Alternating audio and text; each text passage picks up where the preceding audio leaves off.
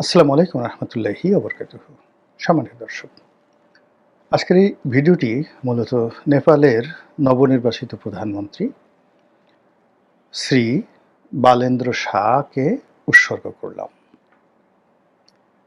কেন করলাম সেই কাহিনী আপনাদেরকে বলছি। আমি দীর্ঘদিন ধরে পত্রিকার জন্য উপসম্পাদকীয় লিখি। সে 2009 সন থেকে লিখছি অ্যাজ এ কন্ট্রিবিউটর এডিটর হিসেবে বা সাংবাদিক হিসেবে। আর এর আগে যখন চাকরি করতাম তখন লিখতাম। তো 2009 সন থেকে এখন পর্যন্ত লিখছি। এখন কালের কণ্ঠে লিখি, দৈনিক কালের কণ্ঠে। প্রতি বুধবারে ওদের যে ফার্স্ট সাব এডিটোরিয়াল, ওটা আমার লেখা। প্রতি সপ্তাহে আমি ওটা লিখি। তো এই সপ্তাহে যেটা লিখলাম সেটা হলো, এই বালেন্দ্র সেই বালেন্দ্র নয়। ওটা লিখতে গিয়ে আমি মূলত যে বিষয়টা লিখেছি, আমার কাছে মনে হলো এটা নিয়ে একটা ভিডিও করা যেতে পারে। প্রথম হলো যে বাংলাদেশের মতন করে নেপালেও একটা অভ্যুত্থান হয়েছে। বাংলাদেশে যেভাবে ডক্টর মোহাম্মদ ইউনূস অন্তর্বর্তীকালীন সরকারের প্রধান হয়েছেন এবং 17-18 মাস ধরে দেশটাকে শোষণ করেছেন, ঠিক একইভাবে শ্রীলঙ্কাতে তাদের যে প্রধান সাবেক বিচারপতি, এক ভদ্র মহিলা সুশীলা কার্কি, তিনি তত্ত্বাবধায়ক সরকারের প্রধান হয়েছেন এবং 3 মাসের মধ্যে 90 ডেজের মধ্যে তিনি নির্বাচন করে দিয়েছেন। দ্বিতীয়ত হলো যে ওখানে যারা আন্দোলন করেছেন, লড়াই সংগ্রাম করেছেন, জেনজি যারা, তারা ওই অন্তর্বর্তীকালীন সরকারে অংশগ্রহণ করেননি। বাংলাদেশে যে সকল জেনজির বা সমন্বয়কের বা ধরেন এনসিপির যে সকল নেতাকর্মীদের বিরুদ্ধে আজে বাজে সব রিপোর্ট আসছে, চাঁদাবাজি, মাস্তানি, ঘুষ, দুর্নীতি থেকে শুরু করে নিয়োগ বদলি, এমন কোনো এখনো কুকর্ম নাই যেটা আওয়ামী লীগ বা অন্যান্য রাজনৈতিক দল করেনি বা করেছে, সেগুলো এই এনসিপি বা সমন্বয়করা করেনি। বরং মবের নামে তারা যে কাজগুলো করেছে, এত মন্দ কিছু কাজ করেছে যেগুলো অতীতে বাংলাদেশে কখনো হয়নি।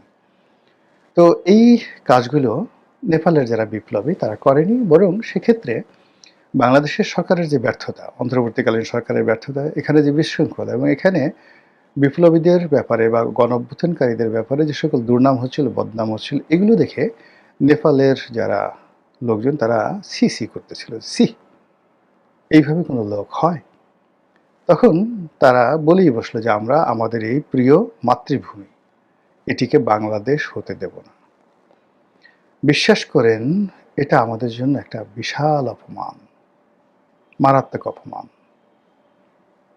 তো সেই অপমানের মধ্যে ডক্টর মোহাম্মদ ইউনূস আমাদেরকে ফেলে, আমাদের বিপ্লবীদের মধ্যে যাদের ক্রিমিনাল মাইন্ড ছিল তারা নিজেরা শেষ হয়েছে, আর এই বিপ্লবীদের মধ্যে যারা ভালো মাইন্ড ছিল, ভালো ক্যারেক্টারিস্টিক ছিল, তাদেরকে বিপদের মধ্যে ফেলে দিয়ে আজকে বাংলাদেশে একটা জটিল পরিস্থিতি তৈরি করেছে। এবং এই জটিল পরিস্থিতিতে নতুন একটা সরকার ক্ষমতায় এসছে এবং ক্ষমতার প্রথম দিন থেকে আমার কাছে কোনো লক্ষণ ভালো মনে হচ্ছে না। যা কিছু হচ্ছে, অভিনয় হচ্ছে, অতি ভালো মানুষই হচ্ছে, লোক দেখানো কর্মকাণ্ড হচ্ছে, হাততালি পাওয়ার কাজ হচ্ছে, কিন্তু মৌলিক যে বিষয়গুলো রয়েছে সেই মৌলিক বিষয়গুলোর দিকে সরকার এখনো পর্যন্ত এগুচ্ছে না। আর এগোনোর চেষ্টা করলেও তারা খুব বেশি সফল হবে বলে মনে হচ্ছে না। একে তো 2014 সন থেকে আওয়ামী লীগের যে অব্যাহত যে অন্যায়, অবিচার, জুলুম, তার সঙ্গে সঙ্গে গত 17 মাসে সেটার যে কন্টিনিউশন, এবং তার সঙ্গে এই যে ইলেকশনের পরে বিএনপি এবং জামাতের যে সকল মন্দ লোক রয়েছে তাদের যে বাড়াবাড়ি, সব মিলিয়ে ইরান যুদ্ধ, আমেরিকার যুদ্ধ, দেশের অর্থনৈতিক দুরবস্থা, এগুলি মিলে একটা আলু ভর্তা তৈরি হয়ে গেছে, বিষময়। মানে ধরুন পৃথিবীর সবচেয়ে ভেনম, সাপের বিষ, এই বিষ দিয়ে যদি আপনাকে একটা ভর্তা বানিয়ে দেওয়া হয়, ওটা খেলে আপনার অবস্থা কী হবে? এখন পুরো সিস্টেমটা এমন একটা অবস্থার মধ্যে চলে গেছে যে এখন এখানে আপনার সারা অঙ্গে আপনার পচে গেছে, গলে গেছে, দুর্গন্ধ। কি করবেন আপনি? ফলে কি হলো, এরকম একটা অবস্থায় মানুষ যখন পড়ে, বিশেষ করে আমাদের মতো মানুষ যারা একটু লেখাপড়া করতে চায়, চিন্তা ভাবনা করতে চায়, তারা পৃথিবীর কোন কোন দেশে ভালো কি হলো ওগুলো নিয়ে সময় কাটায়। আর এরই ধারাবাহিকতায় নেপালের যে প্রধানমন্ত্রী, জনাব বালেন্দ্র শাহ, তাকে নিয়ে একটা লেখা লিখলাম। এই বালেন্দ্র সেই বালেন্দ্র নয়। তো সেই লেখা লিখতে গিয়ে যা জানলাম সেটি হলো যে তিনি এখন, তার যে বয়স, 1990 সনে তার জন্ম, প্রধানমন্ত্রীর জন্ম, তার বয়স 36 ইয়ার্স। আজ থেকে 4 বছর আগে, মানে 2022 সনে তিনি প্রথম, মানে আজকে যেমন ঢাকার, যদি অবিভক্ত ঢাকার মেয়র হন, ওইভাবে কলম্বো, যে কলম্বো না, নেপালের রাজধানী যে কাঠমান্ডু, সেই কাঠমান্ডুর তিনি মেয়র নির্বাচিত হলেন, স্বতন্ত্র, কোনো দলের নয়। এবং ওখানে আপনি জানেন যে দীর্ঘদিন যাবৎ যে প্রধানমন্ত্রী ছিল ওলি এবং তার দল, এখানে বারবার সরকার পরিবর্তন হয় কিন্তু দল সেম থাকে, প্রধানমন্ত্রী পরিবর্তন হয়, দল সেম থাকে। তো সেগুলোর মধ্যে এত বড় একটা দলকে চ্যালেঞ্জ জানিয়ে, প্রধানমন্ত্রীকে চ্যালেঞ্জ জানিয়ে একেবারে সেই এখন 36 বছর, তার আগে 32 বছরের একজন যুবক তিনি কাঠমান্ডুর মেয়র নির্বাচিত হয়ে গেলেন। এটা চারটিখানি বিষয় নয়, তিনি হয়ে গেলেন এবং পুরো কাঠমান্ডুকে তিনি পরিবর্তন করে দিয়েছেন সব দিক থেকে, এবং সরকারকে চ্যালেঞ্জ জানিয়ে তিনি সেই পরিবর্তন করেছেন। মানে এখন মামদানি যেভাবে নিউ ইয়র্কের মেয়র হয়েছেন ট্রাম্পকে চ্যালেঞ্জ জানিয়ে, ঠিক এইভাবে বালেন্দ্র সেখানে মেয়র হয়ে গেছেন। তো যখন এই আন্দোলন শুরু হলো 2025 সালে, সরকার বিরুদ্ধে আন্দোলন, তখন তিনি এই মেয়রের পদে থেকে আন্দোলনকারীদেরকে প্রমোট করলেন এবং সব রকম সাহায্য সহযোগিতা করলেন। যখন আন্দোলন সফল হলো, আন্দোলনকারীরা একটা অন্তর্বর্তীকালীন সরকার গঠনের ব্যাপারে সর্বতোভাবে তারা সেই সুশীলা কার্কির কাছে গেলেন, তাকে সালাম করলেন, তাকে পা ধরে আনলেন। সুশীলা কার্কি হলেন, তাকে বললেন যে আপনি আপনার মতো করে নির্বাচন করেন, আর আমরা নির্বাচন কিভাবে করা যায় সেটা নিয়ে চেষ্টা করি। এই যুবকেরা তারা আসলে, এবং তারা কোনো করাপ্টেড লোকের কাছে গেলেন না, তারা সবাই প্রথমেই বালেন্দ্রের কাছে গেলেন। আমাদের দেশে যে বালেন্দ্র শব্দটি, এটার সঙ্গে মানুষ নেতিবাচক অর্থে বোঝায় যে পুরুষ বা নারী যখন বয়প্রাপ্ত হয়, তাদের গোপন অঙ্গে যে পশম হয়, লোম হয়, এটাকে আমাদের দেশে বাল বলে। কিন্তু হিন্দিতে বা বাংলাতে বাল শব্দটা কিন্তু অসাধারণ একটা মৌলিক শব্দ। আর বালেন্দ্র যে শব্দটি রয়েছে, এটি আরও যাকে বলে পৌরাণিক, আরও পৌরাণিক। তো সেই দিক থেকে বাল শব্দের অর্থ, বাংলাতে বাল শব্দের অর্থ নতুন, কচি। যেমন বলে না, বাল খিল্ল শিশু সুলভ। তাহলে নতুন, কচি, শক্তিমান, নবীন, উজ্জ্বল, শ্রেষ্ঠতর নেতা, এটা হলো বাল।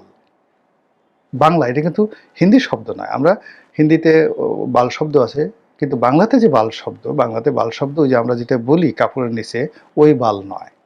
বাল অর্থ শ্রেষ্ঠ, বাল অর্থ নবীন, বাল অর্থ নেতা, বাল অর্থ শ্রেষ্ঠতর, সকালের সূর্য, আকাশের চাঁদ, আকাশের সূর্য, এইটা হলো বাল। আর ইন্দ্র, বালের সঙ্গে বাল যোগ ইন্দ্র, বালেন্দ্র। ইন্দ্র মানে দেবতা, ইন্দ্র দেবতা, দেবরাজ, দেবরাজ ইন্দ্র হিন্দুদের মতো। তো যখন একজন শ্রেষ্ঠদের শ্রেষ্ঠ, নেতাদের নেতা, যার মধ্যে নেতৃত্বের গুণাবলীর সঙ্গে সঙ্গে আবার দেবত্ব রয়েছে, এরকম মানুষ, অর্থাৎ রাজা অথচ ঋষি, রাজর্ষি, নবী অথচ সম্রাট, সাহাবি অথচ সম্রাট, অলি আল্লাহ অথচ রাজা, এইরকম যে শব্দগুলো একত্রে মেলা যায়, তদ্রূপ বালেন্দ্র হলো এইরকম একটি শব্দ বাংলায়, যে শব্দ সর্বজন শ্রদ্ধ, সর্বজন মান্য, এরকম একজন ব্যক্তিকে বোঝায়। তো সেই বালেন্দ্র নেপালের প্রধানমন্ত্রী হয়েছেন। তিনি একজন সেই আর্কিটেক্ট, মানে ইঞ্জিনিয়ার, স্ট্রাকচারাল ইঞ্জিনিয়ার। এবং স্ট্রাকচারাল ইঞ্জিনিয়ারকে পেশা হিসেবে না নিয়ে তিনি মূলত সঙ্গীতকে জীবনের সেই পেশা হিসেবে নিয়েছেন। র্যাপার, তাকে বলা হয় র্যাপ সঙ্গীত। তো সেই র্যাপ সঙ্গীতে সে ওখানকার জনপ্রিয়তম, এবং এই র্যাপ সঙ্গীতের জনপ্রিয়তা নেই তিনি সেখানে মন্ত্রী হয়েছেন, সেখানে তিনি এই যাকে বলা হয় মেয়র হয়েছেন। তো যেটা বলছিলাম যে নেপালের যারা বালেন্দ্রের অনুসারী তারা বাংলাদেশের বালেন্দ্রদের মতো ডক্টর ইউনূসের কাছে যায় নাই, আসিফ নজরুলের কাছে যায় নাই, তারা সেনা প্রধানের কাছে যায় নাই, তারা সবাই মিলে এই গেছে কার কাছে? বালেন্দ্রের কাছে। বাংলাদেশে যদি হাসনাত সাজিসরা সেই প্রয়াত মেয়র আনিসুল হকের মতো মানুষকে খুঁজে পেত, তারা যদি সাবের হোসেন চৌধুরীর মতো মানুষকে আনতো যে না ঠিক আছে আওয়ামী লীগ করে, ডাজ নট ম্যাটার, তারা মির্জা ফখরুলের মতো লোকের কাছে যেত, তারা যদি ব্যারিস্টার রফিকুল ইসলাম বীরুত্তম তাদের মতো লোকের কাছে যেত, যাদের সততা দীর্ঘদিন এই সমাজে প্রতিষ্ঠিত, তাহলে একটা নতুন ইতিহাস তৈরি হতো। নেপালের মতো তারা গেছে তাদের কাছে, ধড়িবাজ, ধান্দাবাজ, ব্যবসায়ী বিভিন্ন লোকের কাছে, কারো নাম গফুর, কারো নাম মফুর, কারো নাম টফুর, যত সব লোকের কাছে গিয়ে এই বাংলাদেশের বালেন্দ্ররা তারা তাদের যে শ্রেষ্ঠত্ব, তাদের যে নবীনতা, এ সব কিছু তারা পাপ এবং পঙ্কিলতার মধ্যে ঢুকিয়ে ফেলেছে। যেটা বলছিলাম, তারা বালেন্দ্রের কাছে গেল, বালেন্দ্র কি করলো, সে একটি রাজনৈতিক দল যেটা 2022 সনে নির্বাচনে 4 নম্বর অবস্থানে ছিল, এবং ওই যে একসময় কোয়ালিশন মন্ত্রী ছিল প্রচণ্ড, সেই প্রচণ্ড যখন সরকার ফর্ম করেছিল তখন এদের সঙ্গে কোয়ালিশন করেছিল একটা রাজনৈতিক দল। সেই রাজনৈতিক দলের সঙ্গে কথাবার্তা বললো যে তোমরা তো 4 নম্বরে আছো, এখন এই অবস্থাতে আছো, তোমাদের যারা লোকজন আছে বরং আমাদের এই তরুণদেরকে তোমরা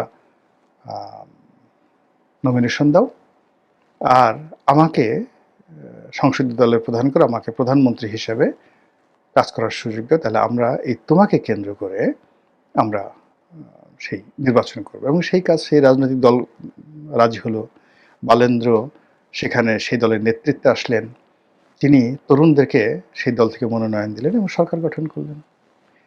বাংলাদেশে তো একই অবস্থা, যদি বাংলাদেশের বালেন্দ্ররা জামাতের সাথে করতে পারতো, একই অবস্থা জাতীয় পার্টির সাথে করতে পারতো, এমনকি তারা আওয়ামী লীগের সাথে করতে পারতো, যে আমরা এমন একটা আওয়ামী লীগ, শেখ হাসিনা বিহীন আওয়ামী লীগ, শেখ পরিবার বিহীন আওয়ামী লীগ, রিফাইন্ড আওয়ামী লীগ, যারা যারা ভালো আছেন আসেন আমরা তাদেরকে নিয়ে এই দলটিকে নিয়ে আমরা এই কাজ করব।